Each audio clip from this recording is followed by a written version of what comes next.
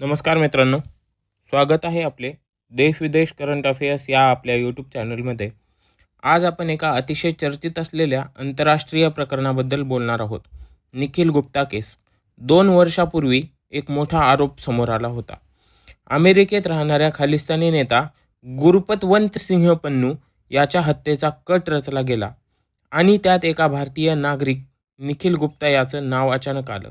आता या प्रकरणात मोठा ट्विस्ट आला आहे. निखिल गुप्ताने कोर्टात दोषी असल्याची कबुली दिली आहे. ही प्लीड गिल्टी. आजच्या व्हिडिओमध्ये आपण समजून घेणार आहोत हा केस नेमका काय आहे, कोणते आरोप लावले गेले आहेत, निखिल गुप्ताने अचानक दोष कबूल का केले आणि याचा भारत अमेरिका संबंधावर काय परिणाम होऊ शकतो. चला तर सुरू करूया. तर मित्रांनो, याची थोडीशी पार्श्वभूमी आपण पाहू आता. निखिल गुप्ता हा भारतीय नागरिक आहे. अमेरिकेमध्ये स्थित असलेल्या खालिस्तानी फुटीरतावादी नेता गुरुपतवंत सिंह पन्नू याच्या हत्येचा कट रचल्याबद्दल यावरती आरोप आहेत.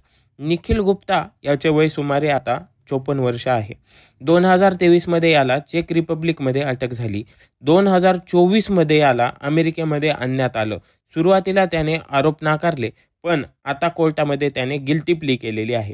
दुसरीकडे या केसचा केंद्रबिंदू असलेला व्यक्ती म्हणजे गुरुपतवंत सिंह पन्नू. तो अमेरिकन नागरिक आहे. हा सिख फॉर जस्टिस या संघटनेशी संबंधित आहे. याला भारतामध्ये दहशतवादी घोषित केलेले आहे आणि त्याच्या संघटनेवरही बंदी टाकलेली आहे. हा खटला मित्रांनो US district court, southern district court of न्यूयॉर्कमध्ये सुरू आहे. तर निखिल गुप्तावर मुख्यतः 3 आरोप आहेत. Murder for hire, conspiracy to commit murder for hire, conspiracy to commit money laundering. तर या 3 फेडरल आरोपांमुळे याला होणारी शिक्षा ही खूप जास्त होणार होती. ॲज पर दी अमेरिकन कायदा याला खूप मोठी शिक्षा झाली असती, परंतु याने कोर्टामध्ये गिल्टी प्ली केल्यामुळे म्हणजेच स्वतःचे आरोप कबूल केल्यामुळे त्याला प्रत्यक्षरित्या कमी शिक्षा होण्याची शक्यता आहे. 29 मे रोजी अंतिम शिक्षा याला जाहीर होणार आहे. तर या सर्व आरोपामध्ये एक गोष्ट इथं समोर आलेली आहे. आर्थिक व्यवहार इथे $15,000चा झालेला होता. एकूण याने दिलेली सुपारी $1,00,000ची होती आणि आर्थिकरित्या $15,000 याने स्टार्टिंगला दिले होते, ज्यालाही याने सुपारी दिली होती गुरुपतवंत सिंह पन्नू याची. म्हणजे कुणी दिली होती? निखिल गुप्ता याने ऑपरेशन गुप्त पद्धतीने राबवण्याचा प्रयत्न केला होता आणि हा अमेरिकेमध्ये खूप मोठा गुन्हा मानलेला आहे.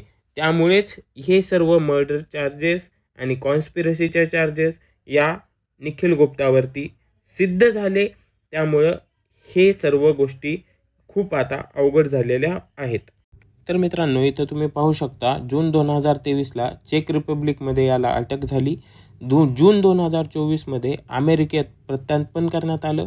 2024-25च्या सुरुवातीला याने आरोप नाकारले आणि आता कोर्टामध्ये 2026मध्ये फेब्रुवारी महिन्यात त्याने कोर्टाला गिल्टी प्ली केलेली आहे. हीच सर्वात मोठी घडामोड आहे.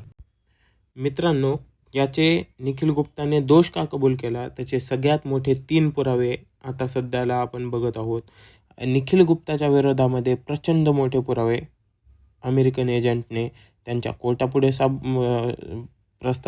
प्रस्तुत केले, जिथे की इन्क्रिप्टेड चॅट्स, पेमेंट्स केलेले, हे सर्व पुरावे खूप मोठ्या प्रमाणामध्ये त्याने साजरे केले आणि त्यामुळे अनेकदा आरोपाला दुसरा कोणताही मार्ग न दिसल्यास आरोपी कधीही गिल्टी प्ली करण्याचा मार्ग चूज करतो. दुसरं कारण यामध्ये पाहायला भेटत आहे, कायदेशीर शिक्षेमध्ये याला सवलत मिळते.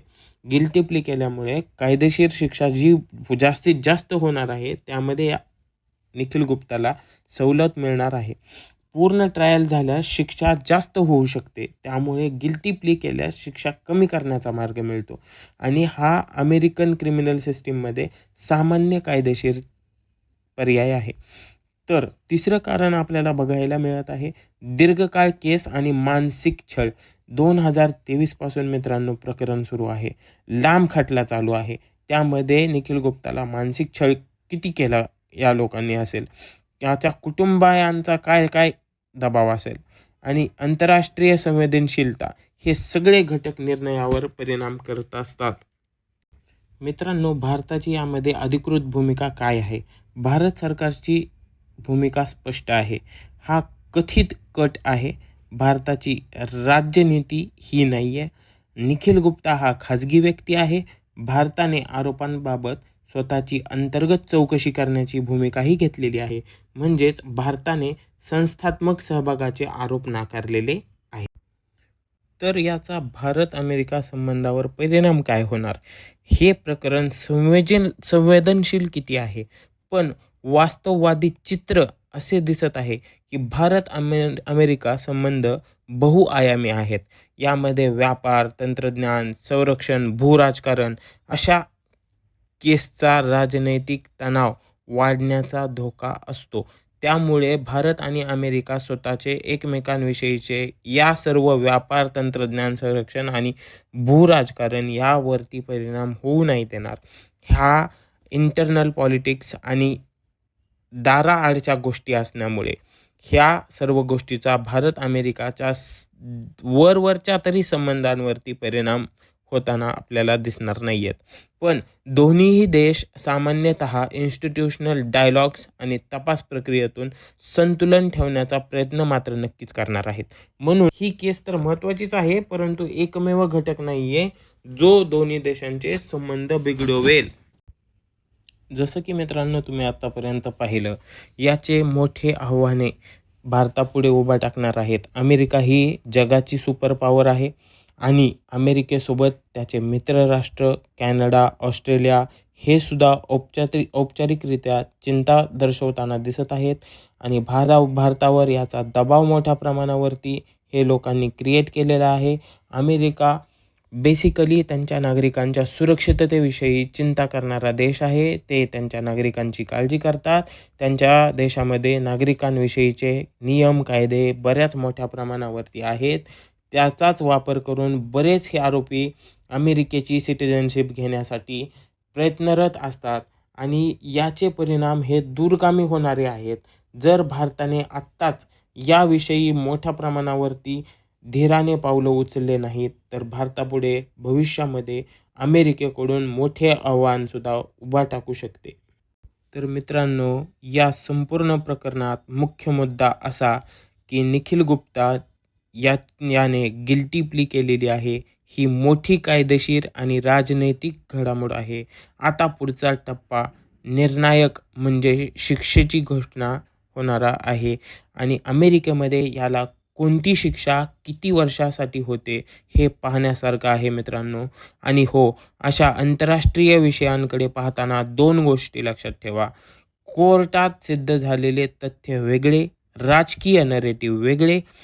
तथ्य, प्रक्रिया आणि अधिकृत भूमिका या तिन्हींच्या आधारे मत बनवा. व्हिडिओ आवडला असेल तर लाईक करा, चॅनलला सबस्क्राईब करा आणि कमेंटमध्ये आम्हाला नक्की सांगा तुमच्या मते गिल्टी प्लीचा भारत अमेरिका संबंधावर दीर्घकालीन परिणाम होईल का? पुढच्या व्हिडिओमध्ये पुन्हा लवकरच भेटू. धन्यवाद.